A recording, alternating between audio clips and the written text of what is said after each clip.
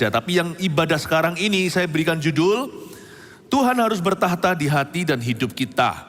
Mari ambil catatan, kita akan terima rema-rema dari kerajaan Allah.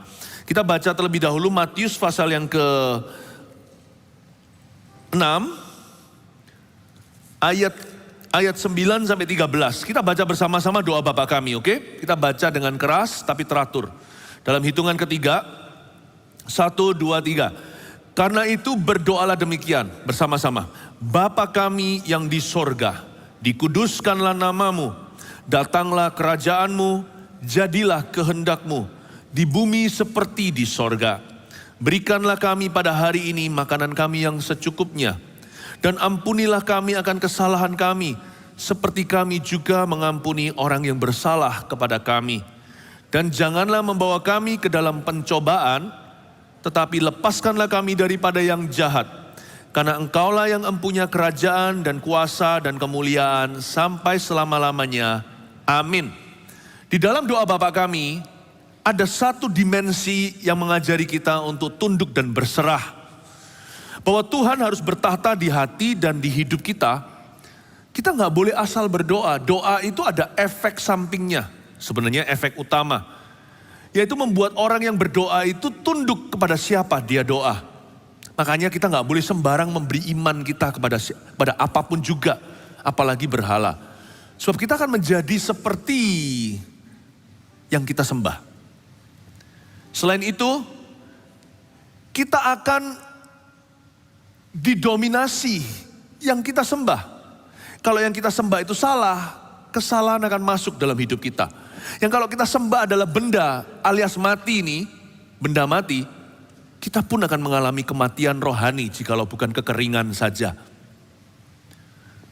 Yang kita sembah itu akan memerintah atas hidup kita. Karena yang kita sembah itu kita tuhankan.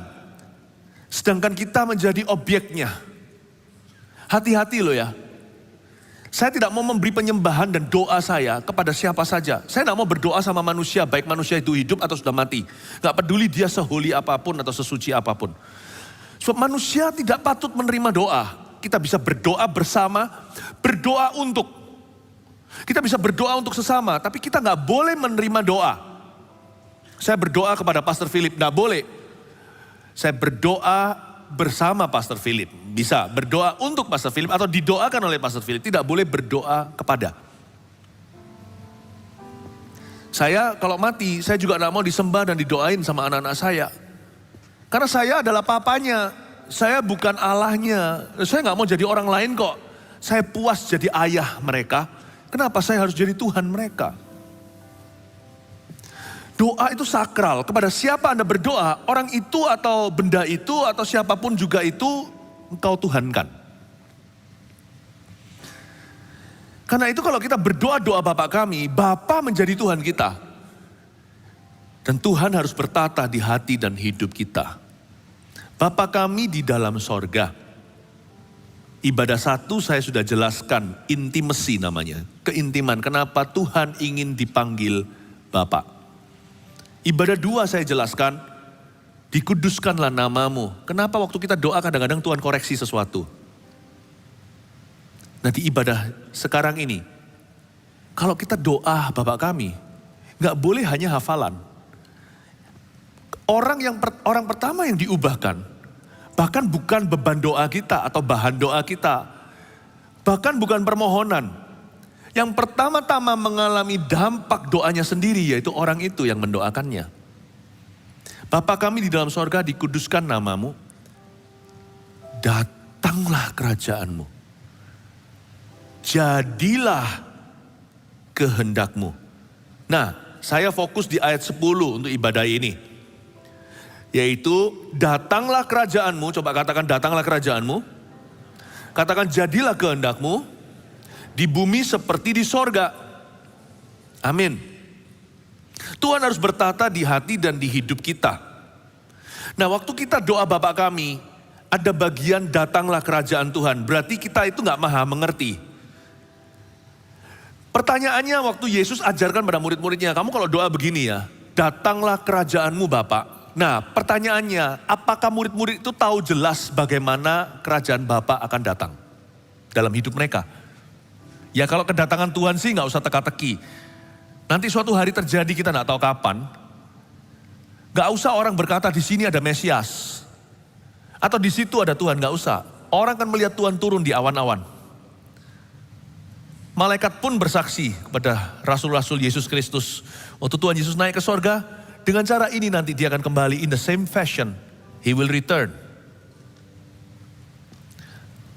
Tapi yang dimaksudkan doa Bapa kami ini bukan hanya pernyataan kedatangan Tuhan kedua kali. Tetapi bagaimana Bapa akan ikut campur, turun tangan. Bagaimana Tuhan akan intervensi, interupsi, dia akan hadir tiba menjawab doamu. How does actually the kingdom of God come to you? Bagaimana caranya kerajaan Tuhan itu datang? Nah, di sini kita harus nomor satu, poin pertama tulislah, kita harus percaya. Pokoknya bahwa kehendak Tuhan itu yang terbaik untuk kita. Kita nggak boleh taruh rasa curiga dulu karena kita nggak maha tahu. Kita nggak tahu nanti gimana doa kita dijawab. Kita nggak tahu nanti persisnya seperti apa. Yang pasti doa itu pasti dijawab. Sekalipun jawabannya tidak, di balik tidak itu ada jawaban lain. Tuhan nggak pernah sia-siakan peluru doa. Air mata kita ditabung dalam kirbatnya. Namun demikian, the fashion atau caranya doa itu akan terjawab. Kita nggak pernah tahu, seringkali tidak terduga. Jadi kalau kita nggak tahu bagaimana caranya doa dijawab, iman harus kita taruh pada Dia yang menjawab doa kita. Bahwa Dia tidak berubah dahulu, sekarang, selama-lamanya, tidak ada pertukaran bayangan. Kita jangan taruh rasa curiga. Pokoknya pegang prinsip ini dulu. Nomor satu, jangan lupa. Pokoknya apa saja yang dari kehendak Tuhan, itu yang terbaik untuk kita. Jangan taruh rasa curiga. Dosa pertama manusia itu bukan ambil buah terlarang. Dosa ke-1 yang masuk ke bumi itu adalah rasa curiga kepada Allah yang gak patut kau curigai. Sebab Dia itu baik adanya. Dia itu sempurna. Moralitasnya Tuhan itu tidak bercacat celah. Tidak ada niat jahat di dalam dirinya. Tidak ada keinginan untuk mencelakaimu. Itu gak ada. Kalau saya sebut di ibadah-ibadah tadi, Tuhan itu orangnya baik banget. Luar biasa murninya, orang tulusnya itu gak ada lebih dari Yesus. Baiknya orang itu gak ada duanya Tuhan. Orang paling baik di dunia yang membuat kita itu jadi rasa sungkan. Gak bisa berbuat jahat. Bahkan penjahat pun sungkan sama dia. Itu orang dibanding Yesus jahat dia. Tuhan itu loh baiknya itu mit-amit. Gak bisa dijelaskan. Ya. Karena itu jangan curiga sama Tuhan. That is the flesh that needs to die, that must die. Itulah kedagingan di dalam hati yang harus mati itu. Kalau kita masih bisa rasa curiga sama Tuhan, berarti kita masih berjarak dengan Dia. Berarti kita masih menjauh. Nah boleh. Jangan curiga sama Tuhan. Adakala pikiran-pikiran busuk mulai menusuk. Seringkali pikiran negatif muncul. Nanti kalau dekat sama Tuhan, kalau diizinkan gini gimana? Ya kan kata diizinkan itu paling bahaya. Itu paling rawan di iman. Kalau diizinkan gimana? Kalau diizinkan gini gimana? Diizinkan gini. Pikiran gitu jangan didebat. Percuma Anda dialog dengan setan. Lebih percuma lagi berdialog dengan pikiranmu sendiri. Karena pikiran kita itu sia-sia. Kalau sampai pikiran-pikiran begitu mengganggu. Bagaimana jikalau pasanganku mati? Bagaimana nanti jikalau orang tuaku mati?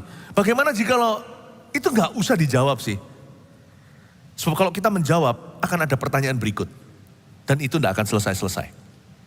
Jadi kalau ada perang pikiran, jawabannya satu aja. Jangan menjawab, make a statement, buat pernyataan iman. Pokoknya yang ku tahu rencanamu indah bagiku. Jawab dengan lagu. Ku tahu kehendakmu baik bagiku. Ku tahu rancanganmu pokoknya sempurna bagiku. Ku tahu jalan-jalanmu yang terbaik bagiku. Jangan dialog sama setan. Kalau mau, bicara sama Tuhan. Pokoknya Tuhan, Father God, kita harus bisa berdoa begini kalau doa Bapa kami. Kita bisa menyebut Dia Bapa. Father God, Allah Bapa. Apapun juga yang datang dari Engkau, pasti yang terbaik untuk saya. Tutup perdebatan, tidak perlu diskusi. Bungkam mulut setan yang membisikkan macam-macam di dalam pikiran hingga depresi. Overthinking itu bahaya. Kalau kita nggak bisa jawab dengan lagu, Setan paling takut kalau kita nyanyi. Ku tahu rencanamu indah bagiku, ignore him.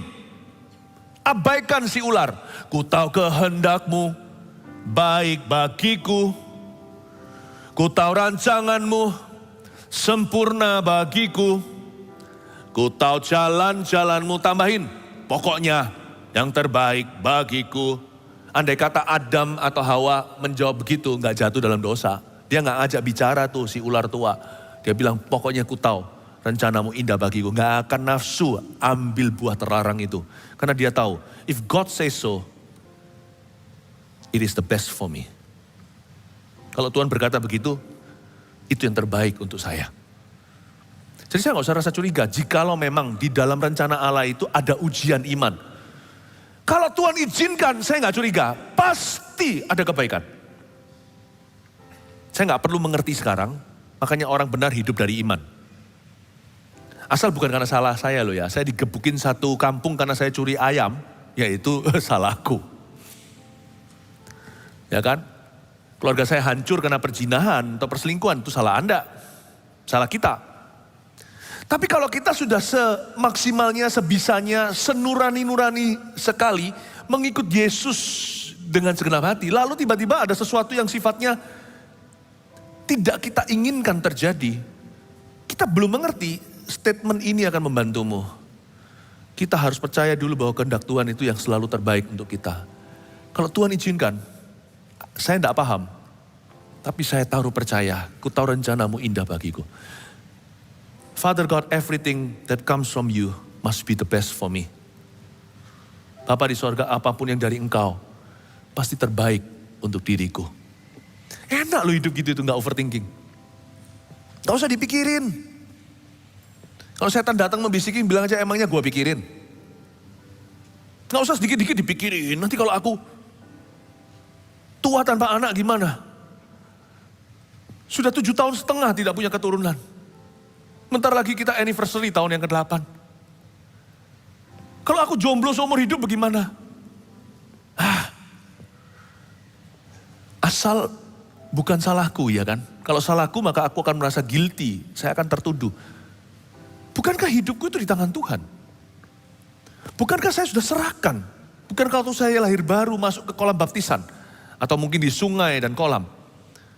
Bukankah saya sudah menyerahkan tubuh jiwa roh saya kepada Tuhan? Tuhan yang pimpin. Udah Tuhan yang pimpin hidup saya. Saya hanya belajar responsibel aja. Saya hanya belajar bertanggung jawab. Tuhan yang pimpin kok. Emang gue pikirin? Emangnya saya pikirin? Gak usah overthinking. Andai kata kita mengerti ini, kemerdekaan, kita akan mendapat kemerdekaan. Kebenaran itu akan memerdekakanmu. Obat penenang pun gak akan perlu. Sungguhan. Saya tekankan suatu poin yang sederhana.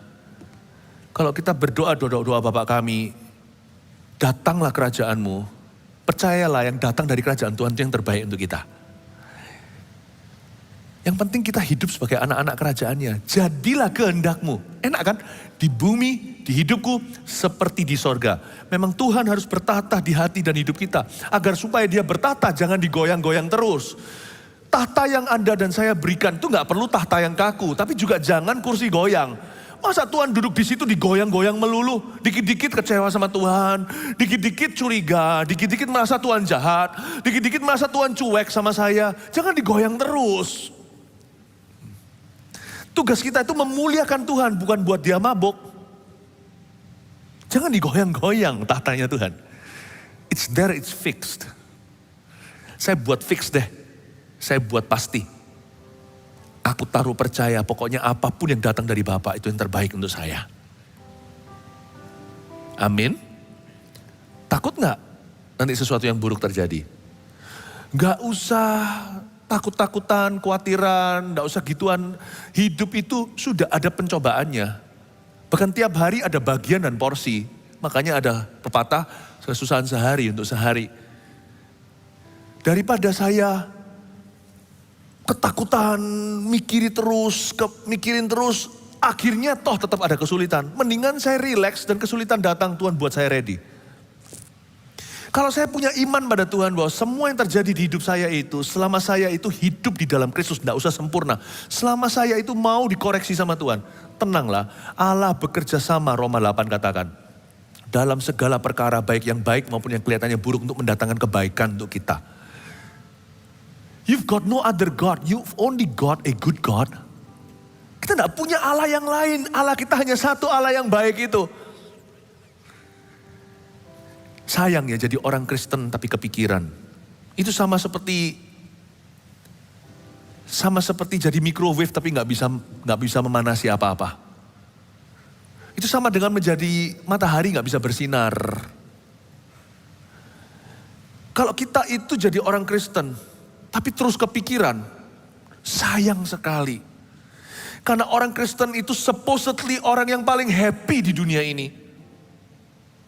Makanya lagu sekolah minggu itu ada kebenarannya, happy ya, happy ye, saya senang jadi anak Tuhan. Memang gak semulus itu, siang jadi kenangan, malam jadi impian. Tapi melalui apapun juga cintaku akan semakin mendalam. Tapi betul loh lagu itu, orang yang paling bahagia itu seharusnya adalah anak-anak Tuhan. Karena sukacita itu adalah buah anak-anak Tuhan. Orang dunia hanya tahu happiness, we know joy, we have joy. Rejoice, kata Paulus, bersukacitalah, sekali lagi katakan bersukacitalah, Tuhan sudah dekat. Biarlah kebaikan hatimu diketahui semua orang. Dengan kata lain, biarlah hatimu tahu, Allah yang baik itu selalu besertamu. Tuhan harus bertata di hati dan hidup kita, supaya dia bertata di atas hati, di dalam hati kita. Kita gak boleh naruh rasa curiga. Jangan taruh Tuhan di kursi goyang. Ditata itu dia harus tetap. Sekalipun daging dan batinku habis lenyap, gunung batuku ialah, dan kekuatanku ialah Allahku. 1.000 orang rebah di sebelah sisiku, 10.000 di sebelah kananku. Tapi aku tahu Tuhanku gunung batuku. Tak pernah ku melihat orang benar ditinggalkan Tuhan dan keturunannya minta-minta roti. Ini yang bisa kukatakan pada generasi berikutnya. Yaitu Allahku adalah gunung batuku. Dia menggendongku ketika rambutku beruban. Tuhan tidak pernah meninggalkan. Orang ikut Yesus itu ada bahasa Chinese-nya. Catatlah, hoki. Ini mau Chinese New Year kan? Saya definisikan hoki sebenarnya. Orang hoki itu adalah orang yang beruntung atau orang yang lucky. Adalah orang yang mengenal Kristus. Happy is the people that is in such a case whose God is the Lord. Berbahagialah umat atau bangsa yang demikian keadaannya, yang Tuhan adalah Allahnya. Kita harus percaya bahwa kehendak Tuhan itu yang terbaik untuk kita.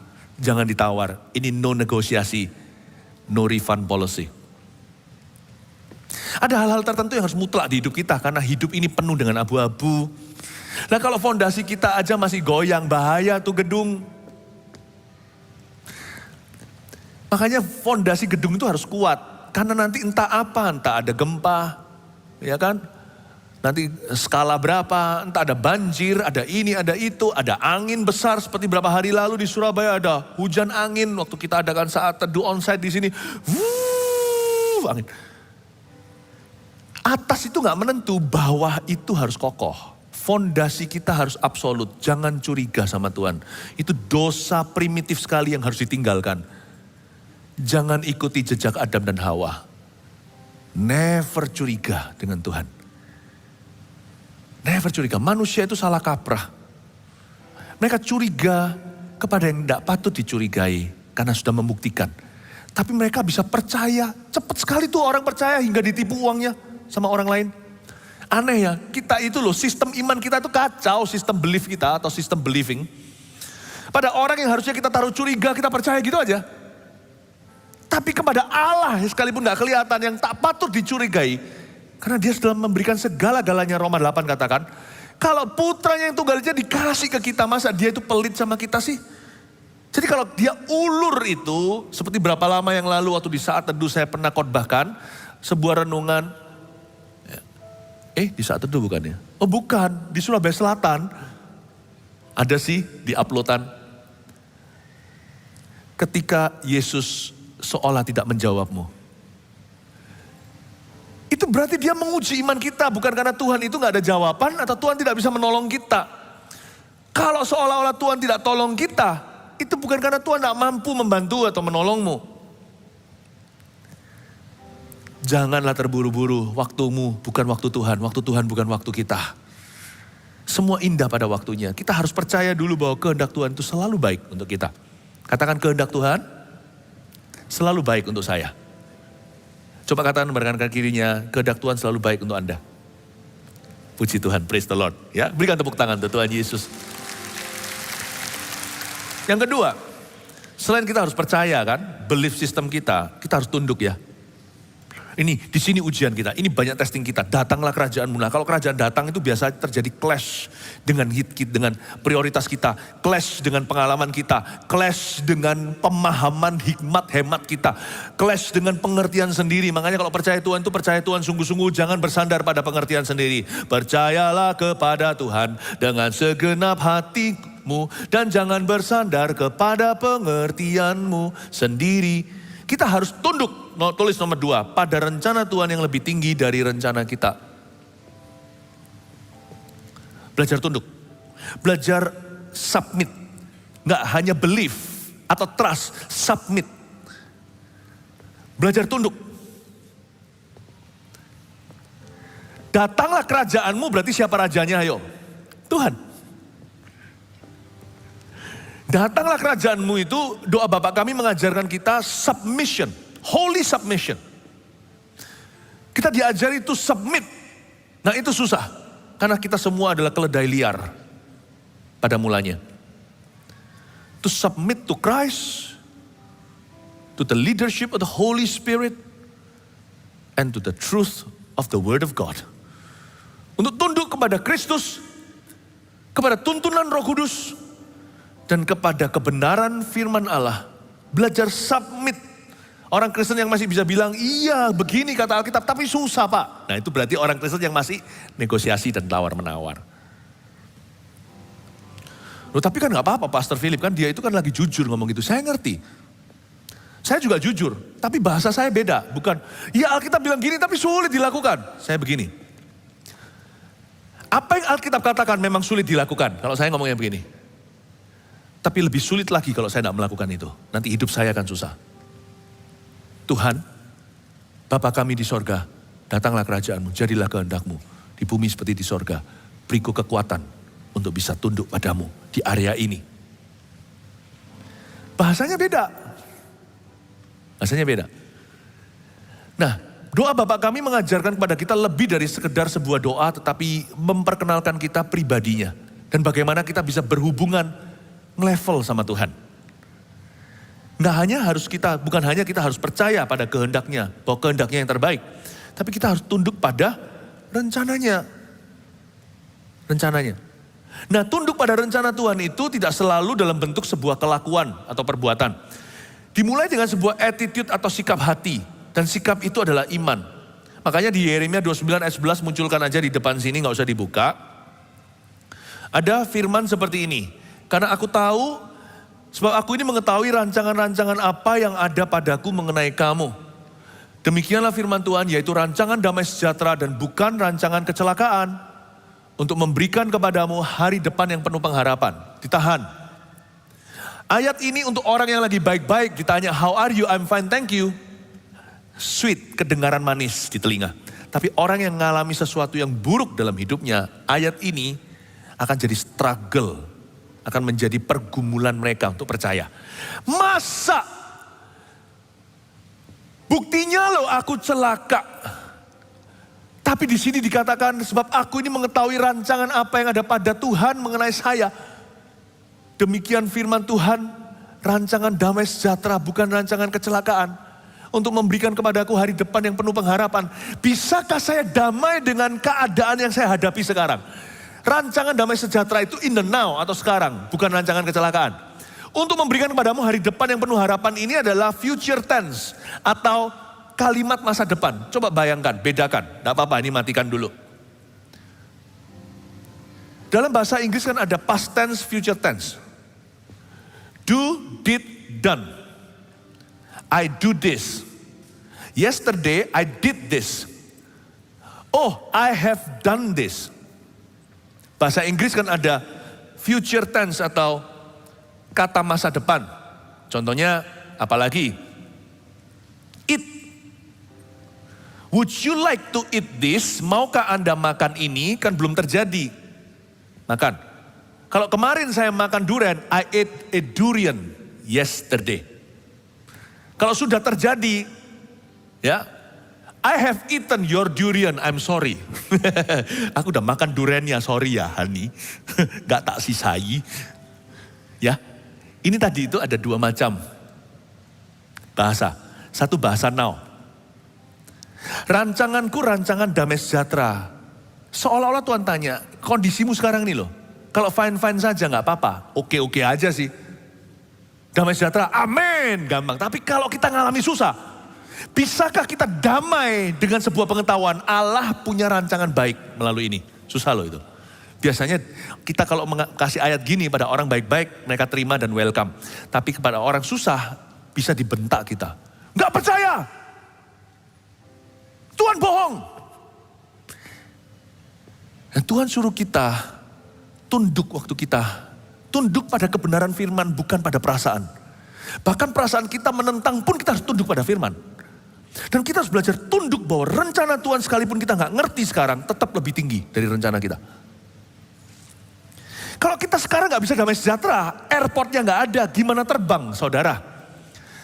Airportnya untuk meluncurkan launching kita, take off pesawatnya menuju ke sebuah destinasi tujuan, bukan Amerika atau Eropa, tapi sebuah tujuan yaitu masa depan penuh pengharapan adalah now, sekarang harus damai dengan Tuhan dalam keadaan ini. Orang yang tidak diluncurkan dari damai tidak akan ketemu pengharapan. Susahnya bukan pengharapan, semua orang mau, semua orang berharap keluar dari masalah, semua orang berharap dapat mujizat, semua orang berharap untuk sembuh. Tapi kesulitannya itu tinggi itu in the now, di sekarang ini loh. Bisakah aku berdamai dengan keadaan ini? Bisakah aku berkata, it is well with my soul. Jiwaku, engkau baik-baik saja. Sekalipun ya ampun setengah mati rasanya. Can you have peace with your situation in the name of the Lord? Bukan berarti menerima keadaan itu, ya sudah aku sudah jatuh dalam dosa. I have peace kok, ngawur itu ya kan. Yang harus diubah ya harus diubah. Yang harus berubah. Tapi kalau itu tidak dalam kapasitas kita untuk mengubahnya, bisakah Anda berdamai dan berkata di masa kini, Tuhan punya rencana. Orang yang gitu biasanya sebentar lagi akan seperti ketapel atau seperti panah busurnya ditarik ke belakang, muncul. Itu biasanya, saya beritahu ya, airport berikutnya yang Anda akan singgah, transit destinasinya adalah masa depan penuh pengharapan. Tapi untuk damai in the now itu susah. Tunduk, belum sampai ke perbuatan. Sikap hati percaya aja, sulitnya tingkat tinggi. Biasanya orang untuk menunjukkan bahwa itu sulit untuk dicerna adalah mereka mundur dari Tuhan. Mereka sudah gak pelayanan. Pokoknya mau menunjukkan strike gitu, ada demonstrasi melawan Roh Kudus. Orang Kristen paling ahli gitu-gitu, lalu tiba-tiba ngilang. Lalu tiba-tiba mundur. Tiba-tiba lenyap dari peredaran. Seperti mau menunjukkan bukan hanya pada Tuhan, tapi kepada gereja, kepada saudara seiman, kepada keluarganya. Aku ngambek sama Tuhan.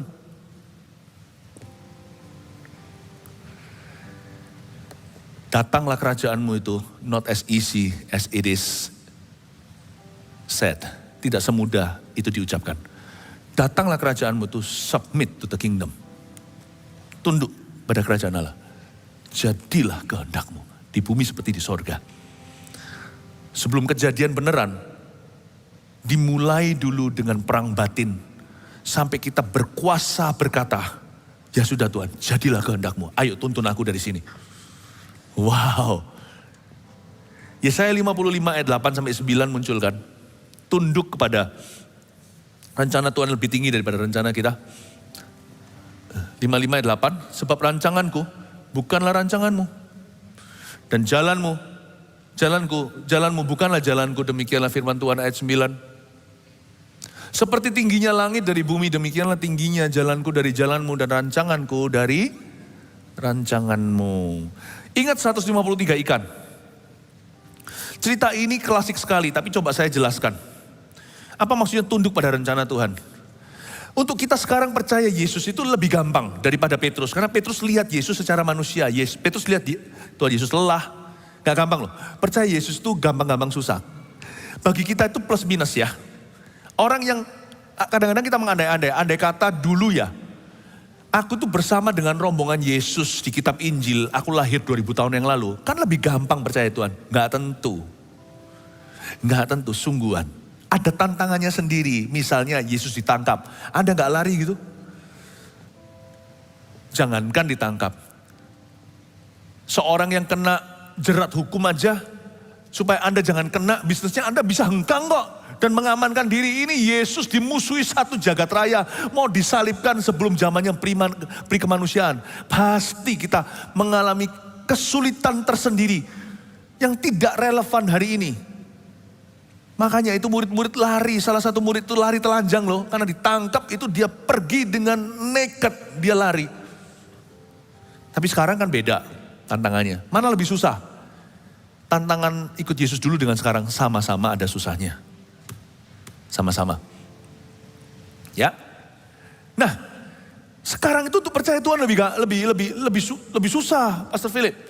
Karena percaya Tuhan dulu itu kan kita lihat langsung mujizat ya kan. Wah bayangin lihat Lazarus itu wow kita langsung percaya. Sekarang kan kita nggak lihat. Sekarang kan kita lihatnya melalui hamba Tuhan, pendeta, gereja. Kan lebih gampang, lebih susah. Nggak juga sih. Kadang-kadang saya pikir malahan lebih gampang untuk percaya sekarang. Daripada Petrus percaya waktu Yesus kasih instruksi kamu tebarkan di sebelah kanan. Mau tahu kenapa? Karena bagi Petrus untuk percaya itu, di masa-masa Yesus itu mereka belum pasti di hati ini bangkit atau enggak atau gimana. Enggak jelas kan, itu Yesus atau enggak di tepi pantai itu. Perasaan sih deja vu kayak seperti bahasa Perancis itu rasanya kok pernah terjadi. Rasanya kok aku itu mengenali ya orang itu. Yang pertama mengenali dia adalah muridnya yang paling dikasih yaitu Yohanes. Tapi Yohanes enggak cemplung ke air, Petrus yang telanjang atas lalu berenang ke sana. Ketika Yesus berkata, tebarkan di sebelah kanan. Padahal sehari-harian mereka itu menangkap ikan semalaman tidak dapat. Sulit loh ya. Sekarang kita kan gak lihat profesi Yesus. Kita kan langsung aja taunya Yesus itu juru selamat. Yesus juru selamat datang di Bethlehem. Langsung Injil kita terima. Petrus tuh lihat workshopnya Tuhan Yesus carpenter itu. Petrus tuh tahu pastilah pernah ketemu sama ibu Yesus dan keluarganya. Lebih gak gampang percaya seorang nelayan lihat tukang kayu lalu ajari kita gimana mancing ikan. Gak semua pengusaha terbuka kalau pendeta kasih masukan. Kadang-kadang kalau saya sebagai hamba Tuhan memberi masukan bisnis, padahal saya nggak tahu bisnisnya, tapi mungkin lewat pewahyuan saya beritahukan. Itu pun sampai nanti konsultan profesional memberitahumu hal yang sama baru Anda melakukan sesuatu. Nggak gampang. Di sini bedanya kan nggak lihat Yesus, jadi nggak tahu apa ini Yesus atau bukan. Yang sana lihat Yesus lebih gak gampang lagi. Lihat loh itu tukang kayu. Tukang kayu. Dengan attitude sikap hati yang sekarang dimiliki oleh banyak orang yang sudah mulai berusia, kita kadang-kadang sering meremehkan anak-anak muda. Sesungguhnya loh, untung kita itu tidak hidup di zaman itu kalau kita punya sifat begini. Bisa-bisa kelihatan Yesus kita kecewa. Loh Allah kok sekya? Yesus tuh umur 30. Tuhan Yesus saat itu 18 tahun lebih muda dari saya. Di Yohanes pasal 10 dia ajarkan akulah gembala yang baik. Nikodemus untungnya, Nikodemus ada perkecualian. Ada orang tua yang berkata, aku rasa bicara ini bukan anak muda. Ini ada Allah yang terjebak dalam tubuh seorang manusia. Yesus itu kan the God man. Tapi orang lain mungkin rasa, kamu anak muda. Jadi hari ini orang-orang yang berkata, aku percaya Yesus. Itu belum tentu teruji kalau Anda 2000 tahun lalu hidup saat itu. Anda lihatlah anak muda. So sekarang aja mungkin orang bicara ke dalam hidup Anda aja, mungkin sebagian kita itu nggak terima. Kita maunya yang bicara ke hidup kita itu orang-orang dengan taraf tertentu atau usia atau pencapaian dan sebagainya. Kita pilih-pilih, andai kata kita yang gitu itu hidup di zaman Yesus dulu udah kecewa sama anak manusia. Sacap loh. Kalau hari ini saya sama-sama hidupnya 2000 tahun lalu saya di usia ini Yesus panggil saya apa? Ko Philip. Tapi saya tahu Yesus itu bukan anak manusia saja, anak Allah. Andai kata saya umur 48 saat itu, sekarang ketahuan usia saya. Kalau Yesus saat itu, kalau saya menilai manusia tidak lagi seperti kata Paulus, aku tidak menilai dengan manusiawi, aku menilainya sekarang dengan sudut pandang kerohanian, Roh Kudus yang beritahu aku, orang adalah apa di hadapanku? Orang ini adalah siapa? Pada saat itu kalau saya ketemu Tuhan, jika hati saya tetap beres dan benar seperti sekarang misalnya, saya pasti tersungkur umur 48 di kaki seorang umur 30 dan berkata, Lord, my Lord, Tuhanku. Sedangkan kita sekarang aja ditaruh CGL di atas kita lebih muda aja, kita nggak bisa. Xiaohaizi. Jangan-jangan sama Yesus juga gitu, saya kian itu. You cannot, tidak bisa menilai orang dengan jasmani. You have to know the world of the anointing. Dunia rohani. Jadi sekarang coba saya kasih sedikit, saya mencoba membangun sebuah poin di sini. Bahwa untuk seorang Petrus tunduk, tidak segampang itu lemparkan di sebelah kanan menuai 153 ikan. Tidak gampang. Dia penuh pergumulan batin semalaman. Dia belum pasti ini itu, ada banyak hal yang membuat murid-murid ini gelisah kembali memancing. Tiba-tiba Tuhan itu pun samar. Kalaupun dia tahu tuh Yesus, mereka masih belum pasti.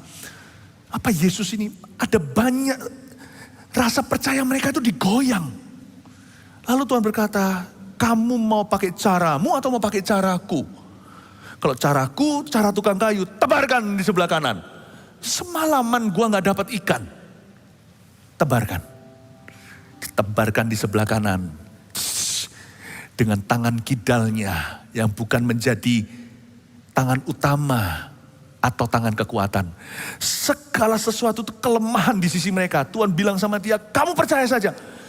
Orang ini pakai uang, ini money politik, ini pakai cara ini, pakai koneksi. Tuhan bilang percaya saja. Yang benar Tuhan. Masa aku gak nyoba ini, gak nyoba itu. Tinggal diam dan percaya. Be still and know that I am God. Diamlah dan ketahuilah bahwa aku adalah Allah. Tidak bisa. Petrus juga sama, pergumulan batin. Iya, enggak, iya. Tapi dia tebarkan dan menuai 153 ikan. Tunduklah pakai cara Tuhan. Susah Tuhan mengampuni. Aku benci setengah mati. Apa-apaan? Kau suruh aku memberikan pipi kiri. Kalau Tuhan ngomong kasih pipi kiri, kasih pipi kiri itu. Anda tidak akan menyesal nanti. Kalau Tuhan berkata sama Anda, ya kan, suruh meninggalkan dosa. Dosa yang sudah lama selama ini Anda pegang erat-erat, tinggalkan.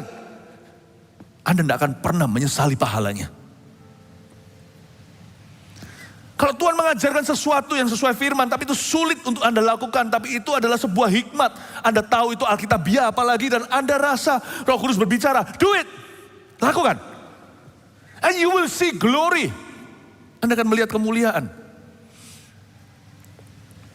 Tunduk pada rencana Tuhan yang lebih tinggi. Karena kita berkata, ya Tuhan, aku gak bisa lo jadi pemimpin Tuhan, gak bisa jadi pemimpin. Tapi kalau ada ditunjuk, bukan ambisi lo ya. Ada orang yang menawarkan diri, tapi ada orang itu yang dipercayai. Percayalah. Percayalah. Tunduk pada rencana Tuhan yang lebih tinggi. Anda akan terkejut. Waktu pertama kali saya disuruh memberitakan Injil juga sama. Aduh Tuhan. Aduh. Rasanya itu bisa gak ya? Grogi aku. Tapi saya melihat kemuliaan Allah. Amin Bapak Ibu Saudara. Sebuah prinsip Anda pegang. Kita harus tunduk pada rencana Tuhan. Datanglah kerajaanmu itu penundukan. Jadilah kehendakmu. Your will. Ini kan ada miripnya sama Getsemani. Doa di situ. Doa di Getsemani apa? Father God, Father, let thy will, not my will. Let thy will, not mine be done. Biarkan kehendakmu bukan kehendakku yang jadikan mirip kan. Yesus mendoakan ngajari murid-muridnya doa Bapa kami, datanglah kerajaanmu, jadilah kehendakmu di bumi seperti di sorga. Kita diajari sama Tuhan Yesus, bahwa kalau kita mau betul-betul sukses caranya Tuhan, di dalam kehidupan ini, dalam kehidupan kelimpahan, bukan bicara soal materi loh ya. The fullness of life yang dikatakan yang dinubuatkan, yang dijanjikan oleh Tuhan di Yohanes 10, gembala yang baik, gembala adalah pintu. Dan gak bisa, bukan Tuhan yang nurut sama dirimu, tapi kita yang harus nurut sama Tuhan. Datanglah kerajaanmu, jadilah kehendakmu, bukan kehendakku, di bumi seperti di sorga. Jangan doa gini, bukan kehendakmu tapi kehendakku yang jadi. Doalah begini tapi, jadilah kehendakmu, bukan kehendakku di bumi dan di sorga. Kalau Anda ikut ya, oh haleluya. Andai kita nurut, serba cepat bukan berarti kita mulus tidak punya masalah. Tapi kita akan melihat glory to greater glory, kemuliaan pada kemuliaan yang lebih besar. Kemenangan demi kemenangan akan terjadi. Meskipun di tengah-tengahnya selalu ada salib besar, salib kecil. Kita harus pikul. Tapi akan ada glory, akan ada victory, akan ada kemenangan, akan ada kemuliaan. Kita harus tunduk pada rencana Tuhan. Dan waktu kita berdoa, Bapa datanglah kerajaanmu, jadilah kehendakmu. Poin ketiga, kita harus belajar taat di hidup. Setelah berdoa dan percaya di hati. Nah ini follow up-nya. Doa Bapak kami itu gak selesai dengan amin. Amin selesai doanya, perbuatannya langsung menyusul. Kita harus belajar taat di hidup. We must learn to obey in life after we believe in our heart. Kita mesti belajar taat di hidup setelah kita berdoa dan percaya di hati. Segeralah follow up doamu. Bukan jawabannya Tuhan yang menjawab. Tapi segeralah follow up doa sendiri. Lewat keseriusan untuk mentaati firman Tuhan. Doa tanpa ketaatan sama dengan iman tanpa perbuatan. Sami mawon, sama-sama mati. Kita harus belajar taat di hidup setelah berdoa dan percaya di hati. Doa Bapa kami setelah amin. Jangan lupa loh ya. Tadi kita ngomong apa sebelumnya? Jadilah kehendakmu. Kata jadilah itu terlalu luas untuk kau genapi sendiri. Karena kehendak Tuhan itu melibatkan entah berapa orang nanti dalam rencana Allah atas hidupmu. Entah kejadian apa. Entah fasilitas apa. Ya, entah wujudnya apa. Tetapi yang misteri itu urusan Tuhan. Yang jelas urusan Anda. Jadilah kehendakmu. Yang pertama menjadikan kehendak Tuhan yang sudah kita tahu adalah dirimu dan diriku. Ketika kita berkata, let your will be done. Jadilah, let. Waktu kita berkata, jadilah. Kita langsung punya obligasi untuk mentaatinya. Be the first fulfillment of your prayer. And you will not be the last fulfillment of your own prayer. Jadilah penggenapan pertama. Perdana. Doamu sendiri. Tapi Anda tidak akan menjadi penggenapan terakhir. Karena setiap rencana Tuhan itu, sekali lagi saya katakan, tidak berakhir dengan dirimu. Tuhan tidak pernah menjawab doamu dan doaku dengan kita saja. Tuhan akan menjawab doa kita nanti dengan orang tak terduga, pertolongan dari tempat yang tersembunyi, kejadian kebetulan yang kita tidak pernah perhitungkan. Semua angin seperti bertiup ke kita. Setiap peluru untuk menjatuhkan kita malah jadi peluru keberhasilan. Setiap senjata ditempa melawanmu tidak akan berhasil, tapi malah membuatmu semakin berhasil. Orang yang merombakmu akan lari, tapi orang yang membangunmu akan datang dan mendekat. Lihatlah anak-anakmu akan berkata satu dengan yang lainnya, minggirlah, tidak ada tempat. Anak yang kau sangka hilang, sekarang berebutan tempat. Anda akan lihat di dalam rencana Allah dan dalam menjawab doanya, doa Anda. Cara Allah menjawab doa kita itu nanti melibatkan banyak orang dalam drama penggenapan doa itu. Oh haleluya. But yang pertama menjadikan kehendak Tuhan yang dia sudah ketahui adalah orang yang mendoakan. Jadilah kehendakmu. Kata jadilah itu kembali ke kita. Boom. Lalu ada kata-kata gini. Di bumi seperti di sorga. Urusan kita di bumi, urusan Tuhan dari sorga. Kalau Anda baca di kitab Mazmur, dari mana pertolongan kita? I lift up my eyes to the hills. Where does my help come from? My help comes from the Lord. My help comes from the Lord. My help comes from the Lord, the maker of heaven and earth. Kemana aku mendapat pertolongan? Dari mana aku dapat pertolongan itu? Pertolonganku datang dari Dia, pencipta langit dan bumi. Seperti gunung-gunung Yerusalem mengelilingi Yerusalem. Pertolonganku datang dari atas. Ada juga pemazmur berkata, Daud ngomong begini, Engkau mendengar doaku dan menilik sengsaraku dan Engkau menekukkan langit. Dari atas sana Engkau menggapai aku dan Engkau rescue atau menolong aku. Nanti akan ada hal-hal yang turun dari sorga. Bukan dalam bentuk merpati atau apa, tapi ada pertolongan-pertolongan yang di luar jangkauanmu. Dan Anda tahu kalau itu Tuhan campur tangan, itu gak mungkin manusia. Meskipun pakai tangan manusia, burung gagak pun bisa, keledai pun bisa bicara. Tuhan akan pakai berbagai macam cara. Siapa bilang Tuhan hanya memakai burung merpati? Nanti jangan kaget loh ya, burung hitam pun akan menolongmu. Anda tahu kalau burung gagak enggak gitu.